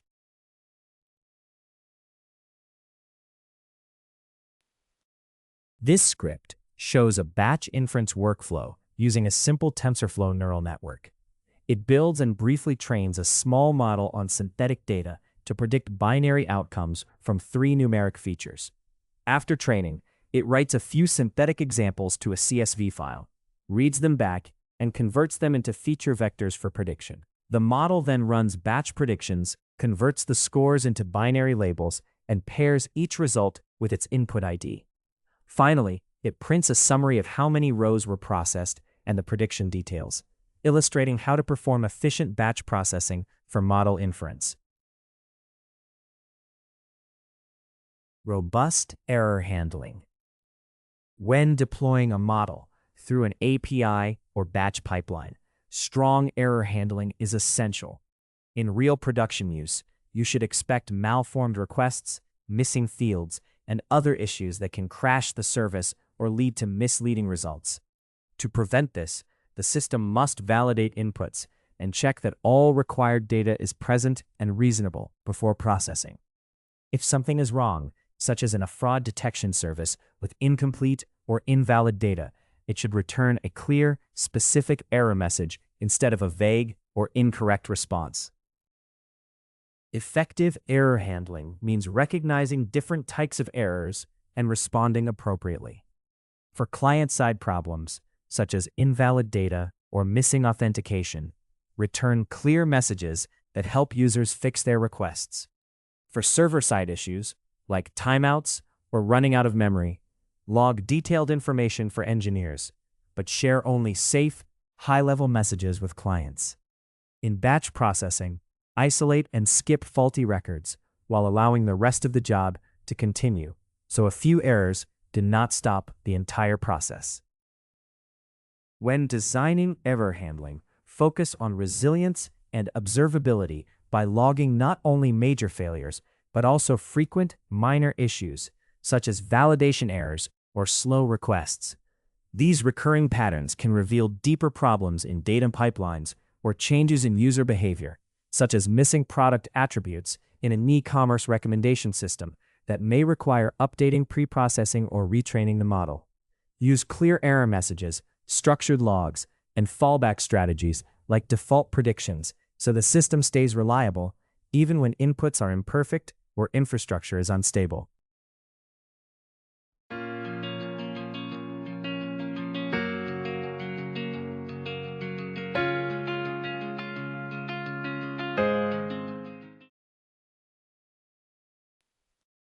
Python code. Robust error handling. This material introduces robust error handling using a simple example of a model-serving API. It emphasizes how to carefully validate incoming inputs before processing them. It also shows how to detect and manage failures so the system can respond safely and predictably. Overall, the focus is on building reliability into even small model-serving components by handling errors thoughtfully. This script focuses on demonstrating robust error handling using only Python's standard library, so it runs without installing anything extra. If you later want to add more advanced features, you may need external libraries such as FastAPI or Unicorn, which are often used for web applications. The comments briefly explain how to install these with the Python package installer.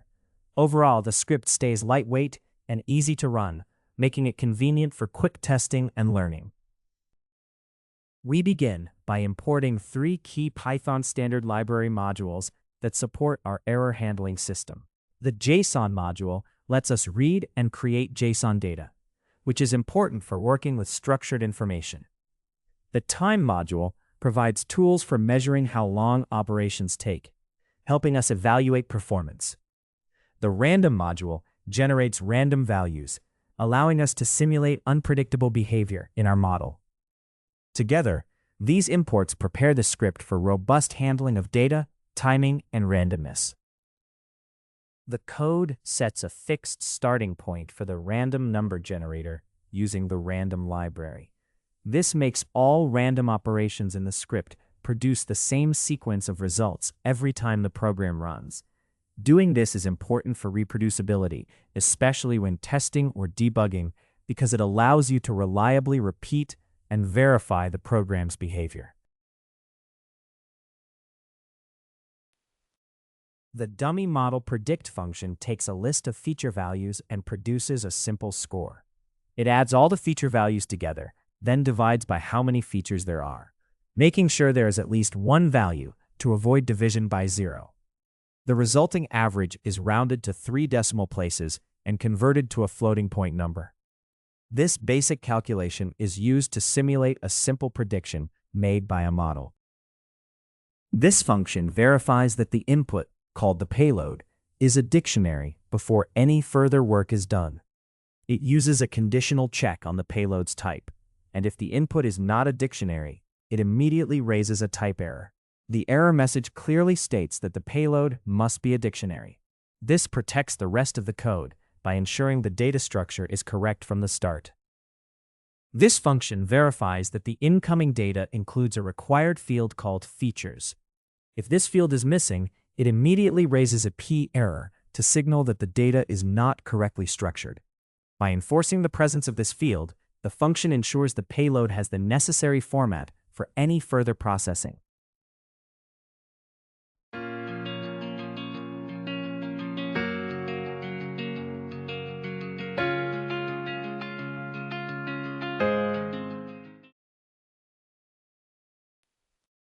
The code first pulls out the features from the payload, treating the payload as a dictionary. It then verifies that these features are stored as a list. If they are not, it raises a type error, stating that the features must be a list. This check ensures the data is in the correct structure before any further processing is done. The code checks how many items are in the features list and only allows a reasonable size. If the list is empty or has more than 1,000 elements, it raises a value error. This protects the system from processing payloads that are too large, which could slow it down or cause failures. The code goes through each item in the features list and checks whether it is a number, either an integer or a float. If it finds any item that is not numeric, it raises a type error with a message stating that all feature values must be numeric. This validation step ensures the input data is suitable for numerical operations and helps prevent errors during model prediction. The code returns a variable that holds the validated list of numeric values taken from the input payload. This return step is essential because it hands clean, verified data back to whatever function called it. With this validated data available, later parts of the program can safely continue their work, such as using the values to make predictions with the model. This function measures how long a model prediction takes to run. It first records the current time, then calls the dummy model's prediction routine with the given input features. After the prediction is made, it computes how much time has passed and converts that duration into milliseconds. It then returns both the prediction result and the time it took in milliseconds. The function starts by creating a standard response structure as a dictionary with 3 parts: a status flag, a prediction, and an error message. The status flag is initially set to false to show that the request has not succeeded yet. The prediction is set to none because no result has been generated, and the error is also set to none because no problem has occurred. This consistent setup makes it easier to handle both successful outcomes and errors in a uniform way. The code takes the raw request body and tries to interpret it as JSON using a library function that converts the incoming text into a Python dictionary. This conversion is important because it turns unstructured text into organized data that can be validated and processed. If this parsing step fails, a JSON decoding error is raised, which can then be caught and used to notify the client that their input was invalid. The code first confirms that the incoming payload is a dictionary, pause, and immediately raises an error if it is not, so invalid data cannot continue, pause. It then checks that the required features field is present and that its value is a list. Only when these conditions are satisfied are the features extracted for further processing. This validation process ensures the data structure matches what the model expects, maintains data integrity, and helps prevent runtime errors during model inference. The code first checks whether the features list has more than 10 items to represent a larger request that might be slower. It then generates a random number between 0 and 1. If this number is less than 0.1, it raises a timeout error. This behavior simulates a model backend that occasionally times out on large requests, similar to how real servers can sometimes fail when handling heavier workloads. The code runs a model prediction while also measuring how long the prediction takes. It uses a timing function that receives the input features and returns both the prediction result and the time in milliseconds. These outputs are stored so you can see not only what the model predicts, but also how fast it responds. This helps you evaluate both the accuracy and performance of the model. The code builds a response that reports both the result and performance of the model. It marks the request as successful by setting a field that indicates everything is okay. It then stores the model's prediction in a dedicated field so the outcome of the inference is clearly available. Finally, it computes how long the prediction took, converts this duration to milliseconds with 3 decimal places, and saves it in a latency field to show the model's response time.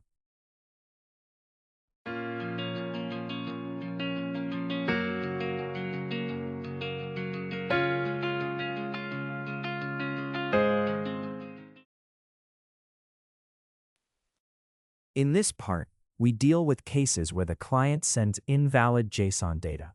We wrap the JSON parsing in a try-except block so that if a JSON decode error occurs, we can catch it instead of letting the program fail. When this happens, we update the response to mark it as a client error and include a clear message saying that the JSON payload is invalid.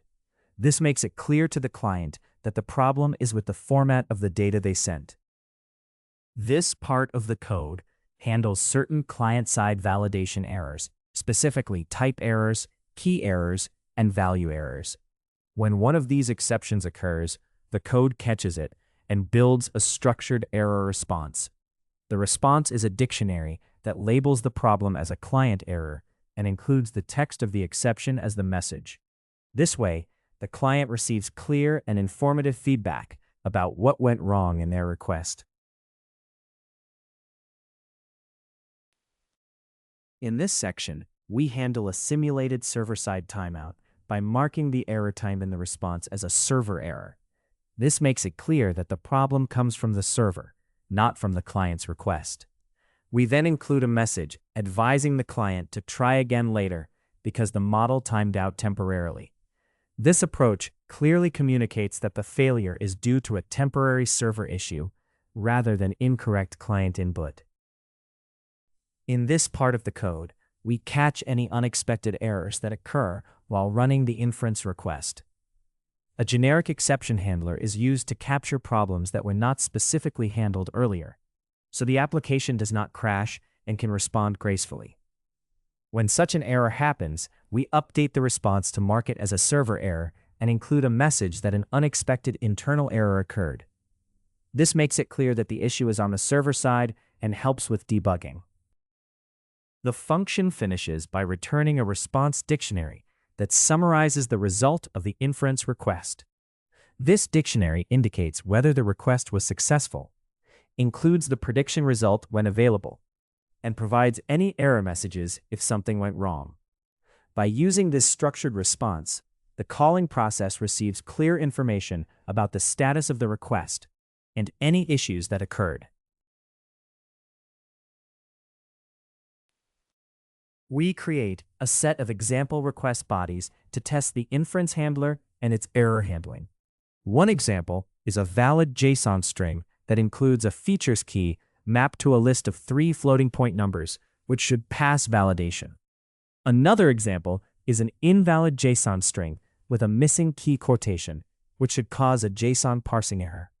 A third example is a JSON string that omits the required features key, leading to a key error during validation.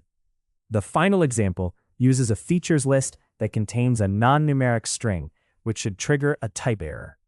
Together, these cases check that the script correctly handles different kinds of input and validation failures. We process multiple example requests by looping through them one by one, assigning each an index starting from 1. For each request, we call a dedicated inference handling function and pass in the current request body. This function runs the inference, then returns a structured response that indicates success or describes any error. We store this response in a result variable so we can later examine how each individual request turned out.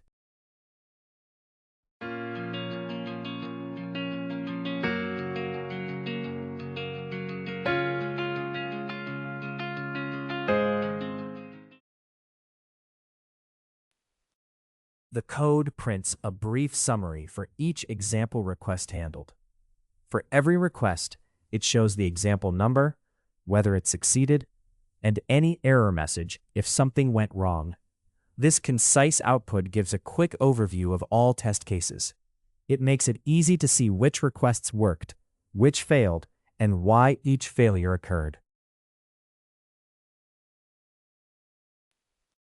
This script shows how to implement robust error handling in a simulated model serving API that predicts a score from numeric features in a JSON request. The main logic checks that the input is a dictionary with a features field containing only numbers. It catches problems such as invalid JSON, missing fields, or non-numeric values, and returns clear structured error messages. The script also simulates a server timeout for large requests, and then runs several example inputs, reporting whether each one succeeds or what error occurs. Overall, it illustrates practical handling of both client and server errors in a model inference setting. Serving performance metrics. Latency measurement. In machine learning model serving, latency is the total time from when a user sends a request to when they receive the model's prediction. This overall delay includes internal steps such as network transfer, input checks, running the model, and any post-processing. For example, in medical imaging, it covers uploading the image, processing it, and returning a diagnosis.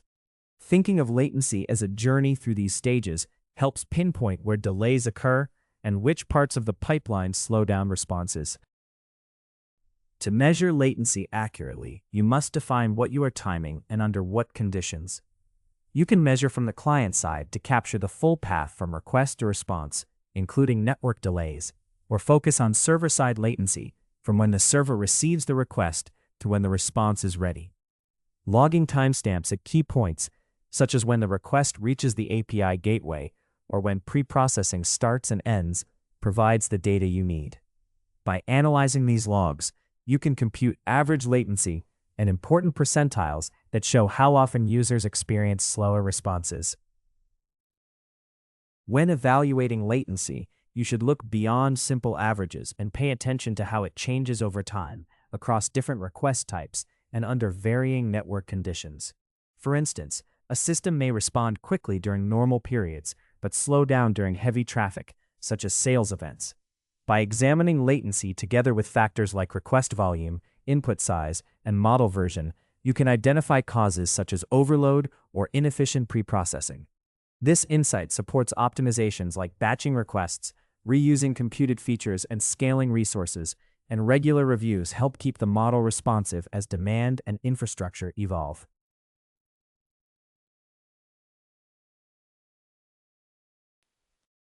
Python code. Latency measurement. This script shows how to measure simple latency by simulating a very small model and timing how long requests take.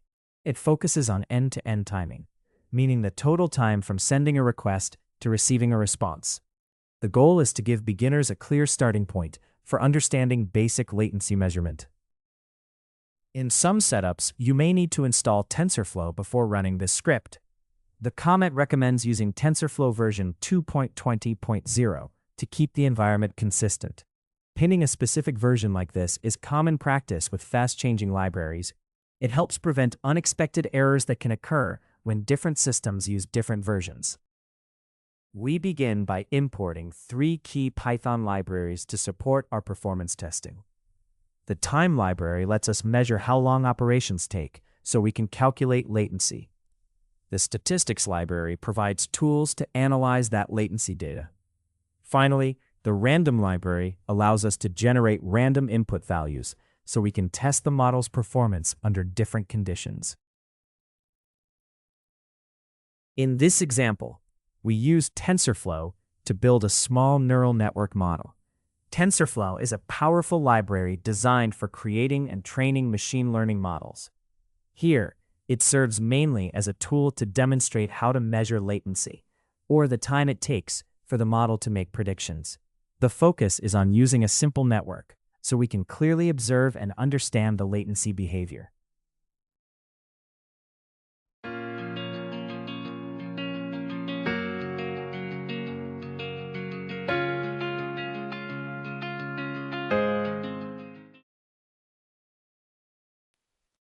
We set the random seed to 0, so that any random numbers generated by the program are the same every time it runs.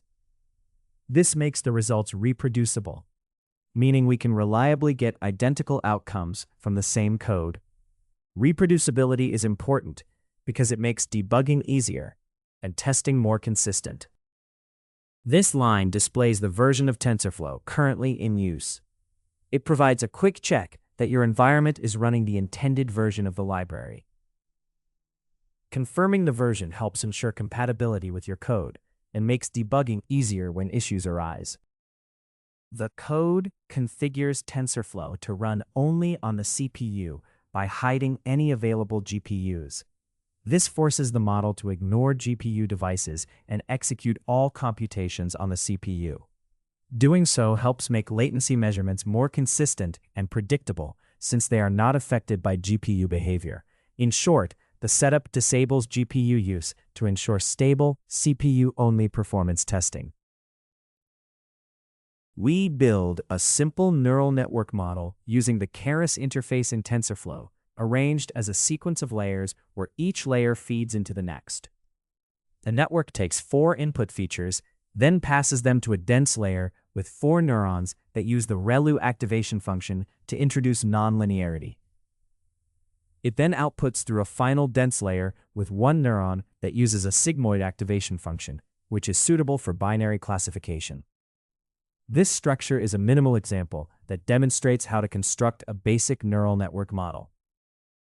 The model is set up for training using the Atom optimizer, which is widely used because it is efficient and adapts well during learning.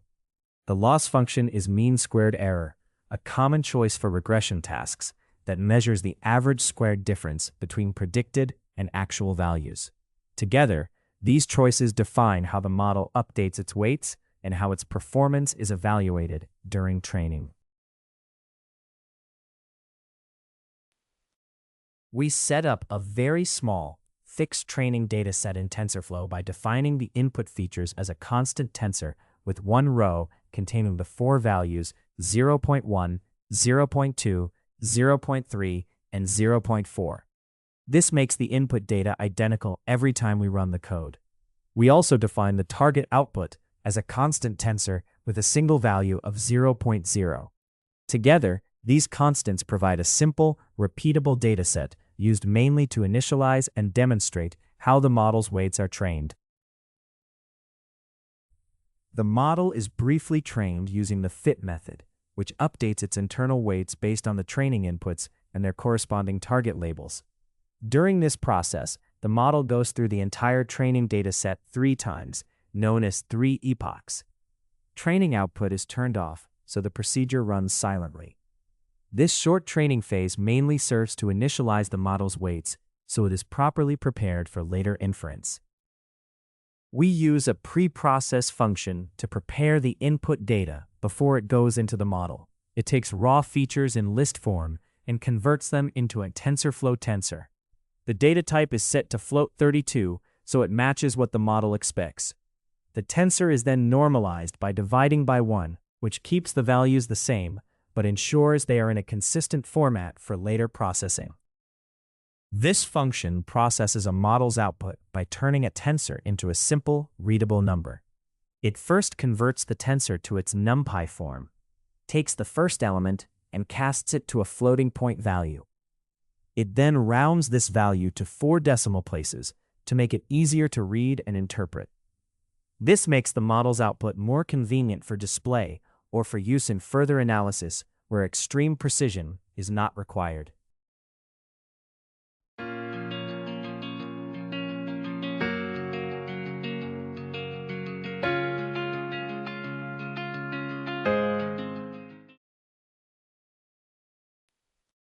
The run inference function manages the full prediction process for the model. It first checks that the input list of raw features has exactly 4 elements, and raises an error if this is not the case. It then preprocesses these features into a format the model can use and runs the model in inference mode, not training mode.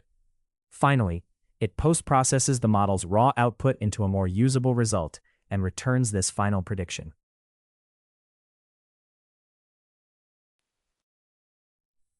To measure the latency of a single synthetic request, we first record a precise start time using a high-resolution performance counter. We then run the inference function with the given features to simulate processing the request.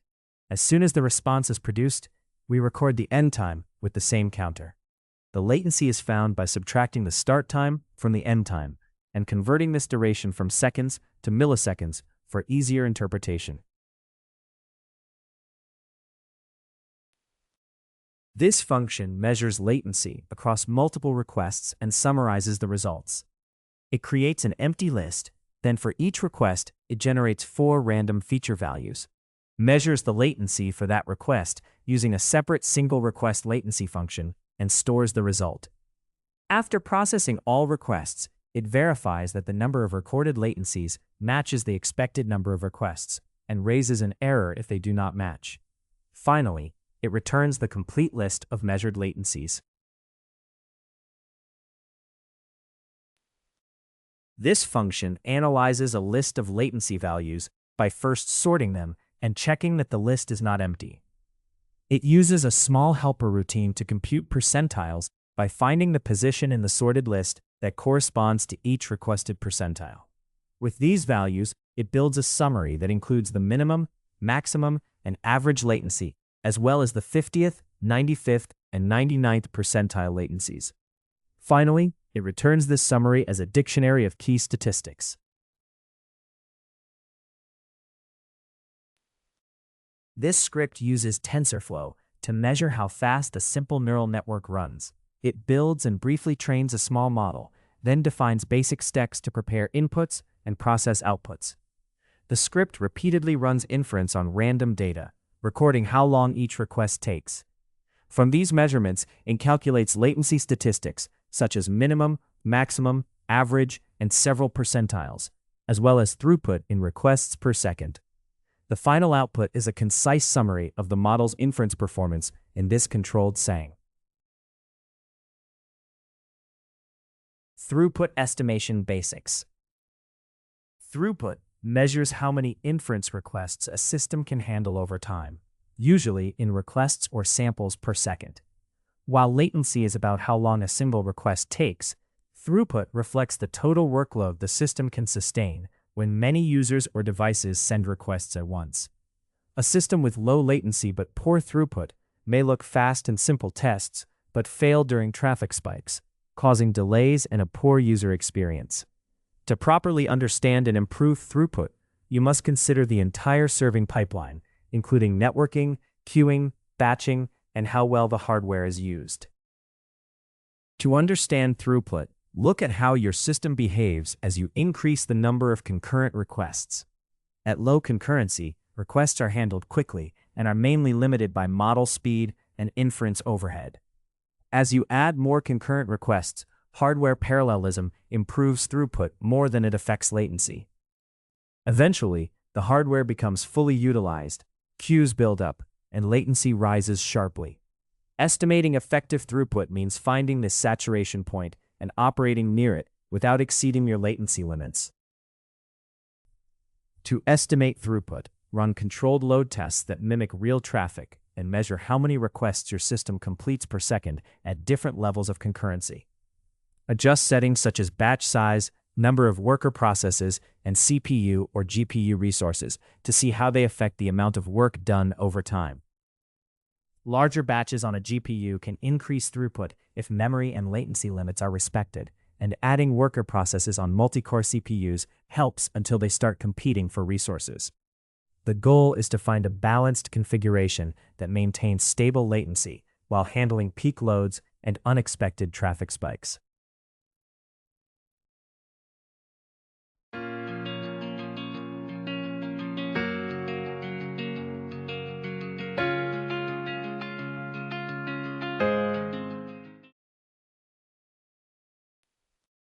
This script builds a small TensorFlow neural network and uses it as a simple inference server to study how batch size affects performance. After checking for a GPU and initializing the model with a dummy input, it repeatedly runs inference on random data grouped into batches. For each batch size, it measures how long it takes to process a batch and an individual sample, then computes throughput as the number of samples handled per second. It tests batch sizes of 1, 4, 16, and 64 over multiple batches and prints the average latency and throughput. The results let you see how larger batches usually increase throughput, but can change the latency experienced by each sample. Caching for faster serving. Caching speeds up model serving systems by storing results of previous computations so repeated requests can be answered quickly without recalculating. This reduces latency and frees up computing resources, which is especially valuable in settings like online recommendations, where many users ask for the same popular items. It is important to distinguish between cold responses, when the cache is empty and requests are slower, and warm responses, when the cache is already populated and results can be returned much faster, since this difference directly affects user experience. Caching can occur at several levels, and understanding these layers is important for measuring latency and throughput. At the application level, you might cache responses based on a normalized version of the input, so that similar requests reuse the same result. At the infrastructure level, reverse proxies can cache full HTTP responses for popular endpoints, which works well when model outputs do not change quickly. Inside the model server, you can also cache intermediate work, such as tokenized text, to avoid repeating preprocessing. When evaluating performance, you need to account for how these caches combine to affect response times, and make sure you measure both best and worst case behavior. When designing a cache, you need to balance speed, memory use, data freshness, and fairness to users. Prevent unbounded growth by using eviction policies that remove rarely used items and prioritize frequently requested data. In domains like news or fraud detection, stale data is risky, so set expiration times and verify that cached results remain accurate enough. Evaluate caching not only by hit rate, but also by how it changes latency and throughput under real traffic. For example, a chatbot can cache common responses to serve more users quickly, while still keeping less common queries reasonably fast by tuning cache settings through experimentation. This script shows how caching can speed up model inference by avoiding repeated work. It simulates a slow, computationally expensive model and runs it on a set of values where some inputs appear more than once. Without caching, every input is processed from scratch, which takes longer overall. With caching, results for repeated inputs are quickly looked up from a stored dictionary, greatly reducing total time. The script compares time taken, throughput and requests per second, and the maximum difference between results to confirm they match. and it reports the number of requests, unique cached entries, and the speedup factor achieved. This demonstrates that caching improves performance by cutting down redundant computations while preserving accuracy. In this lecture, you learned to wrap a PyTorch model in a simple inference function that handles preprocessing and postprocessing, integrate the inference function into a lightweight REST API or batch inference script, and evaluate latency and throughput of the serving setup and identify simple optimizations. In the next module, Module 10, we will go over capstone and best practices. Thank you for your attention. See you all in the next lecture.